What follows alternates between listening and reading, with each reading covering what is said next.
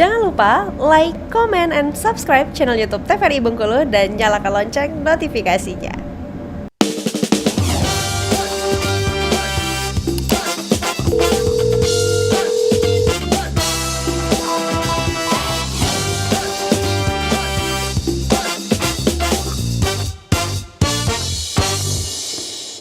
Sahabat sehat, terima kasih Anda masih bersama kami dalam Dokter Kito. Bersama kita sehat dengan tema kita kali ini membahas mengenai pterygium atau kondisi di mana ada lapisan tipis berbentuk seperti sayap yang berada di bagian putih mata kita. Nah itu kita lanjutkan lagi ya, ini mendengarkan lagi, menyimak lagi nih bagian diagnosis masih oleh Dokter Junia atau kita beralih langsung ke Dokter Putri. Asik, nih langsung kita lanjut ya dok ya, silahkan Dokter Putri. Ya, saya izin ya. Oke, di awal tadi kita sudah banyak belajar tentang pterygium itu apa ya.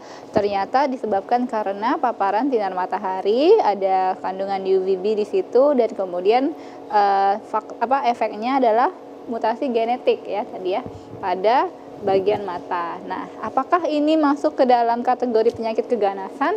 Tidak. Tapi apakah ini sederhana? Tidak juga ya. Jadi memang dia tidak menyebabkan kematian, bukan penyakit yang ganas seperti itu, tidak. Tetapi ini perlu perhatian khusus karena kembali lagi kita bahas tentang organ mata, organ yang vital ya. Kalau kita nggak bisa lihat, otomatis nanti beberapa pekerjaan terganggu ya, kehidupan juga terganggu. Nah, ini untuk diagnosis. Jadi seperti biasa kalau dokter mau diagnosis suatu penyakit itu harus ada yang namanya anamnesis terlebih dahulu. Anamnesis itu kita wawancara sama pasiennya. Pasiennya datang, kita tanya-tanya keluhannya apa ya. Keluhannya apa Pak, Bu ya. Keluhannya mata saya merah, mata saya gatal, udah lama tapi saya selama ini nggak periksa karena tidak terlalu mengganggu. Nah, nanti kita tanya juga nih, ada riwayat paparan sinar matahari atau enggak. Salah satunya kita tanyain pekerjaan atau kegiatan sehari-hari si bapak atau ibu ini. Mungkin nanti ada yang jawab nelayan tadi ya, karena kita di daerah pesisir memang banyak ya yang berprofesi atau bekerjaan sebagai nelayan. Yang kedua juga petani. Biasanya petani gitu. Dan yang ketiga biasanya itu orang-orang yang tadi melakukan hobi-hobi di luar kayak surfing ya, ke pantai, terus main surfing ya namanya ya, surfing, berpeselancar gitu. Nah, cuma kita juga perlu tanya adalah selama bekerja itu pakai topi atau enggak, pakai kacamata atau enggak gitu. Dan rata-rata pasti jawabannya adalah tidak begitu, karena memang tidak begitu nyaman ya kalau kita bekerja tapi ada pelindung segala macamnya, itu mungkin memang mengurangi kenyamanan. Cuma itu tetap kita tanyakan sebagai dasar kita melakukan pemeriksaan nantinya ya sebagai dokter. Jadi nanti akan ada wawancara medis, ditanyain sama dokternya. Lanjut ke pemeriksaan. Nah, pemeriksaan ini dari ujung kaki sampai ujung kepala kita tetap periksa, tapi pada intinya untuk mengarahkan ke pterygium kita periksanya bagian mata. Kalau di puskes kita biasanya pakai lampu dia tuh kayak lampu senter, cuma dia lebih mungkin ukurannya sepanjang ini, sekecil ini, di ujungnya ada cahaya lampu yang bisa kita tembakkan ke bagian mata ya. Misalnya ya katakanlah ini matanya, kita periksa bagian depan dari matanya ya, karena lampu ini cuma bisa periksa bagian depan. Kalau bagian belakang nanti ada lagi alat pemeriksaannya. Tapi kan kita ngomongin tentang pterygium ya, jadi kita periksa bagian depan. Nah, nanti kita lihat tuh seperti yang dibilang sama dokter Junia tadi, dan mungkin pasiennya juga sudah kasih tahu di depan, dok kayaknya ada sesuatu nih di mata saya yang sepertinya ini bukan sesuatu hal yang normal ya. Ini nanti akan terlihat nih jaringan yang ada warnanya agak keping-pingan, kemerah-merahan, karena dia terdiri dari fibro dan vaskular ya. Itu muncul bisa dari sisi dekat hidung atau medial ya, dari sini, atau bisa juga dari pinggir ya, dari lateral. Nanti kita bisa lihat ada jaringan-jaringan yang menutupi atau menutupinya itu bisa menutupi bagian putihnya aja dari mata, atau bisa udah sampai ke kornea, atau bahkan sudah sampai ke bagian pupil ya. Nanti kita coba. Nah, ini sorry saya nggak sampai. Bentar. Sebentar. Nah, ini bagian mata yang normal ya. Kalau misalnya dia ada pertumbuhan jaringan, nanti bisa muncul dari medial ataupun lateral.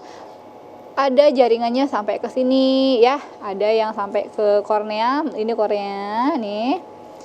Ada juga yang kalau dia sudah tumbuh luas, sudah terlebih lama daripada yang grade sebelumnya, itu bisa sampai ke bagian pupil, dan di sini dia sudah mulai mempengaruhi penglihatan ya, seperti yang dijelaskan sama Dokter Junia tadi. Nah, kan kalau kita di puskesmas atau di FKTP kan kita cuma punya biasanya itu lampu senter yang tadi yang saya jelaskan. Tapi kalau kita ke dokter spesialis mata, biasanya kita akan lanjut ke pemeriksaan yang lebih canggih lagi. Namanya pemeriksaan slit lamp namanya itu, lampu celah. Jadi nanti pasiennya itu naruh dagunya di suatu tempat di alatnya ini. Jadi prinsipnya adalah cahaya dari lampunya itu nembak langsung ke bagian mata kita. Jadi akan lebih jelas gitu tampilannya seperti apa. Kayak gini, ini tampilan slit lamp. Jadi di bagian anterior atau bagian depan mata itu bisa kelihatan entah itu ada debu di sana ya, selain pterygium ya, atau jaringan tadi, atau tadi ada pingecula, ada apa lagi. Pokoknya untuk pemeriksaan slit lamp ini prinsipnya adalah dokter akan melihat bagian depan matanya itu ada gangguan, ada kelainan atau enggak gitu. Nanti juga akan lanjut ke pemeriksaan namanya pemeriksaan visus, tajam penglihatan. Biasanya kayak kita ditaruh di satu tempat, kita disuruh baca huruf ya. Apa tuh huruf E biasanya kan yang paling pertama. Nah, terus nanti di bawahnya apa? Ditunjuk sampai kita ditentukan tajam penglihatannya itu dalam batas normal ataupun tidak. Gitu ya. Jadi itu pengaruhnya adalah kita mau lihat sebenarnya dia udah menginvasi ke bagian korneanya atau belum. Begitu. Kalau misalnya dia masih bagus dengan catatan dia memang tidak pakai kacamata begitu, atau kalau dia pakai kacamata dia memang pakai kacamata, berarti mungkin jaringannya itu belum sampai ke bagian kornea ya, karena memang secara grade kita secara teori maksudnya kita bisa tahu bahwa jaringan untuk grade 0 itu dia nggak ada sama sekali pterygium. Tapi kalau misalnya pterygium yang grade 1 dia sekitar 0 sampai 2 mm. Tapi kan itu adalah ilmu teori gitu. Tapi kalau kita lihat ke pasiennya langsung kan kadang kita tidak bisa mengukur nih berapa milimeter ya jaringan ini tumbuh begitu. Jadi tapi dok, izin, iya, itu kan di bagian 2 atau grade pertama itu kan ada seperti jaringan merah kecil. ya, Kalau iritasi kadang-kadang di mata Betul. juga sering muncul. Nah, itu apa yang membedakan antara mata Betul. yang normal hanya terkena iritasi biasa Benar. dengan yang ada pterygium grade 1? Mungkin Betul nanti bisa sekali. dijawab usai jeda pariwara berikut ya, dok. Pemirsa jangan kemana-mana, tetap bersama kami dalam Dokter Kito, bersama kita sehat.